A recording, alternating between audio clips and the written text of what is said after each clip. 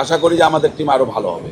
বড় নাম দিয়ে কোনো খেলা হয় না, খেলার মান দিয়ে খেলা হয়। দেখেন, ফিক্সিং নিয়ে আমাদের এবার যে নিয়মটা হয়েছে, যে এবার আমাদেরকে টাকা অ্যাডভান্স জমা দিতে হয়েছে।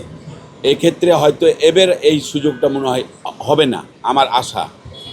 আমরা সবাই যেহেতু অ্যাডভান্স টাকা জমা দিয়ে প্লেয়ার করছি এবং তাদের কাছ দিয়ে পেমেন্ট হবে, সেক্ষেত্রে হয়তো ফিক্সিং না হওয়ার সম্ভাবনাই বেশি হবে। পেমেন্ট ইস্যুটা এই জিনিসটা হয়তো হবে না।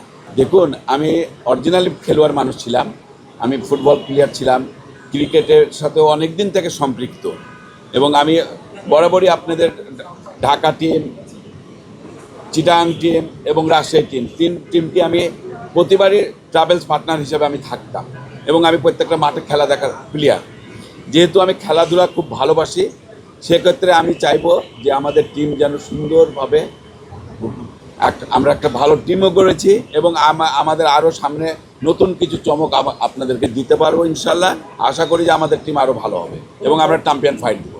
বড় নাম দিয়ে কোনো খেলা হয় না, খেলার মান দিয়ে খেলা হয়। আপনারা দেখেন, আমরা সোহানকে নিয়েছি, এশিয়াতে কি খেলেছে আপনারা জানেন সবাই, বেস্ট অফ দ্য প্লেয়ার। আমরা পাকিস্তানের কি জানেন নাম, হ্যাঁ, সাদাকাত একটা প্লেয়ার নিয়েছি, নামটা শুনবেন, যে আমরা ব্র্যান্ড নিয়ে আসলাম, নিয়ে আসার পরে টিম ভালো খেললো না।